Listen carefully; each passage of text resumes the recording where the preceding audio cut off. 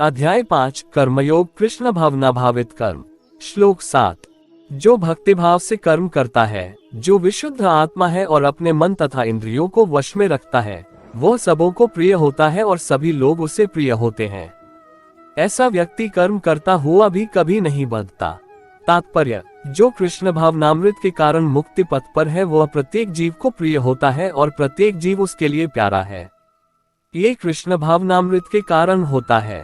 ऐसा व्यक्ति किसी भी जीव को कृष्ण से पृथक नहीं सोच पाता। जिस प्रकार वृक्ष की पत्तियां तथा टहनियां वृक्ष से भिन्न नहीं होती, वह भली भांति जानता है कि वृक्ष की जड़ में डाला गया जल समस्त पत्तियों तथा टहनियों में फैल जाता है अथवा आमाशय को भोजन देने से शक्ति स्वतः पूरे शरीर में फैल जाती है।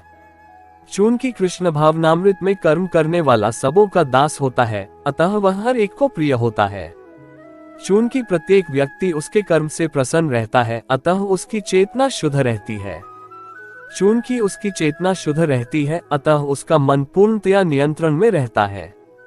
मन के नियंत्रित होने से उसकी इंद्रियां संयमित रहती हैं। चूंकि उसका मन सदैव कृष्ण में स्थिर रहता है, अतः उसके विचलित होने का प्रश्न ही नहीं उठता। न ही उसे कृष्ण से संबद्ध कथाओं के अतिरिक्त अन्य कार्यों में अपनी इंद्रियों को लगाने का अवसर मिलता है। वह कृष्ण कथा के अतिरिक्त और कुछ सुनना नहीं चाहता। वह कृष्ण को अर्पित किए हुए भोजन के अतिरिक्त अन्य कुछ नहीं खाना चाहता और न ऐसे किसी स्थान में जाने की इच्छा रखता है जहां कृष्ण संबंधी कार्य न होता हो। अतः उसकी इंद्रियां वश में रहती हैं। ऐसा व्यक्ति जिसकी इंद्रियां संयमित हो, वह किसी के प्रति अपराध नहीं कर सकता। इस पर कोई यह प्रश्न कर सकता है, तो फिर अर्जुन अन्यों के प्रति युद्ध में आक्रामक क्यों था? क्या वह कृष्ण भावना भावित नहीं था?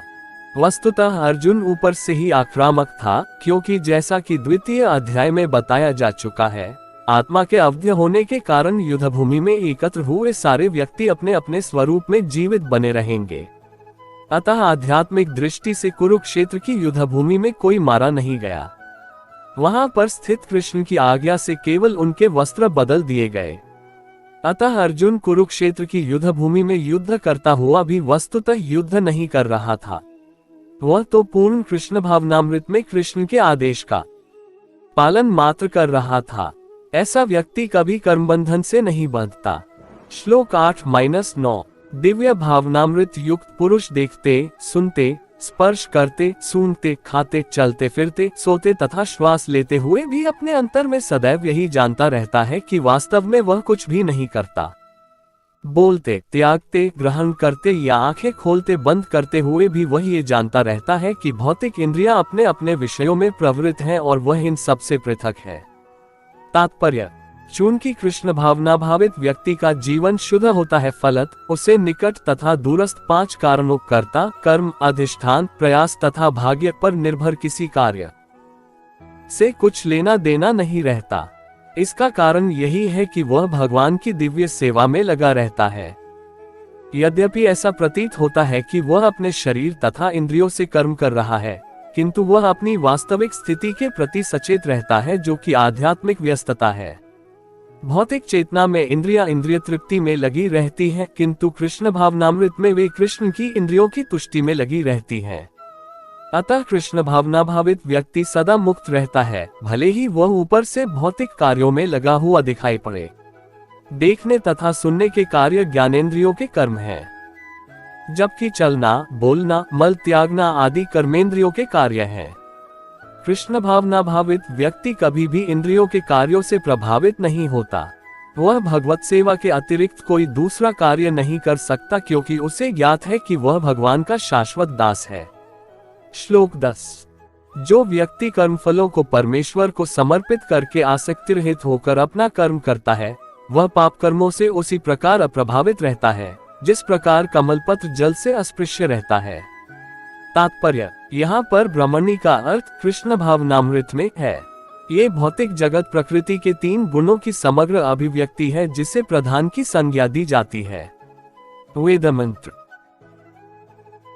सर्वम एतद्ब्रह्म माण्डुक्य उपनिषद 2 तस्माद् एतद्ब्रह्म नामरूपं न च जायते मुंडक उपनिषद 1.2.10 तथा भगवद गीता में 14.3 मम योनिर्महद ब्रह्म से प्रकट है कि जगत की प्रत्येक वस्तु ब्रह्म की अभिव्यक्ति है और यद्यपि कार्य भिन्न भिन्न रूप में प्रकट होते हैं किंतु तो भी वे कारण से अभिन्न हैं। ईशोपनिषद में कहा गया है कि सारी वस्तुएं परब्रह्म या कृष्ण से संबंधित हैं, अतएव वे केवल उन्हीं की हैं। जो ये भलीभांति जानता है कि प्रत्येक वस्तु कृष्ण की है और वे ही प्रत्येक वस्तु के स्वामी हैं, अतः प्रत्येक वस्तु भगवान की सेवा में ही नियोजित है, उसे स्वभावत शुभ कर्मफलों से कोई प्रयोजन नहीं रहता। यहाँ तक कि विशेष प्रकार का कर्म संपन्न करने के लिए भगवान द्वारा प्रदत्त मनुष्य का शरीर भी कृष्ण भावनामृत में संलग्न किया जा सकता है। तब ये पाप कर्मों के कलमश से वैसे ही परे रहता है जैसे कि कमलपत्र जल में रहकर भी भीगता नहीं। भगवान गीता 3.30 में भी कहते हैं, मयि सर्वाणि कर्माणि सन्यस्य, संपूर्ण कर्मों को मुझे कृष्ण को समर्पित करो। तात्पर्य ये कि कृष्ण भावनामृत विहीन पुरुष शरीर एवं इंद्रियों को अपना स्वरूप समझकर कर्म करता है, किंतु कृष्ण भावना भावित व्यक्ति यह समझकर कर्म करता है कि ये देह कृष्ण की संपत्ति है, अतः इसे कृष्ण की सेवा में प्रवृत्त होना चाहिए। श्लोक 11। योगी जन आसक्ति रहित होकर शरीर, मन, बुद्धि तथा इंद्रियों के द्वारा भी केवल शुद्धि के लिए कर्म करते हैं। तात्पर्य, जब कोई कृष्ण भावनामृत में कृष्ण की इंद्रिय तृप्ति के लिए शरीर, मन, बुद्धि अथवा इंद्रियों द्वारा कर्म करता है तो वह भौतिक कलमश से मुक्त हो जाता है। कृष्ण भावना भावित व्यक्ति के कार्यों से कोई भौतिक फल प्रकट नहीं होता, अतः सामान्य रूप से सदाचार कहे जाने वाले शुद्ध कर्म कृष्ण भावनामृत में रहते हुए सरलता से संपन्न किए जा सकते हैं। श्री रूप गोस्वामी ने भक्तिरसामृत सिंधु में 1.2.187 इसका वर्णन इस प्रकार किया है। इहा यस्य हरेर्दास्य कर्मणा मनसा गिरा निखिलास्वाप्यवस्थासु जीवन मुक्त स उच्यते। अपने शरीर, मन, बुद्धि तथा वाणी से कृष्ण भावनामृत में कर्म करता हुआ कृष्ण सेवा में व्यक्ति इस संसार में भी मुक्त रहता है, भले ही वह तथाकथित अनेक भौतिक कार्यकलापों में व्यस्त क्यों न रहे। उसमें अहंकार नहीं रहता क्योंकि वह इसमें विश्वास नहीं रखता कि वह भौतिक शरीर है अथवा ये शरीर उसका है। वह जानता है कि वह ये शरीर नहीं है और न ये शरीर ही उसका है। वह स्वयं कृष्ण का है और उसका ये शरीर भी कृष्ण की संपत्ति है। जब वह शरीर, मन, बुद्धि, वाणी, जीवन, संपत्ति आदि से उत्पन्न प्रत्येक वस्तु को जो भी उसके अधिकार में है कृष्ण की सेवा में लगाता है तो वह तुरंत कृष्ण से जुड़ जाता है। वह कृष्ण से एक रूप हो जाता है और उस अहंकार से रहित होता है जिसके कारण मनुष्य सोचता है कि मैं शरीर हूँ। यही कृष्ण भावनामृत की पूर्णावस्था है। श्लोक 12।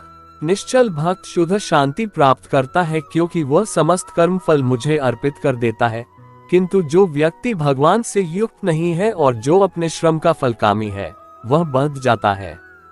तात्पर्य, एक कृष्ण भावना भावित व्यक्ति तथा एक देहात्म बुद्धि वाले व्यक्ति में यह अंतर है कि पहला तो कृष्ण के प्रति आसक्त रहता है जबकि दूसरा अपने कर्मों के फल के प्रति आसक्त रहता है। जो व्यक्ति कृष्ण के प्रति आसक्त रहकर उन्हीं के लिए कर्म करता है वह निश्चय ही मुक्त पुरुष है और उससे अपने कर्मफल की कोई चिंता नहीं होती। भागवत में किसी कर्म के फल की चिंता का कारण परम सत्य के ज्ञान के बिना द्वैत भाव में रहकर कर्म करना बताया गया है। कृष्ण श्री भगवान है।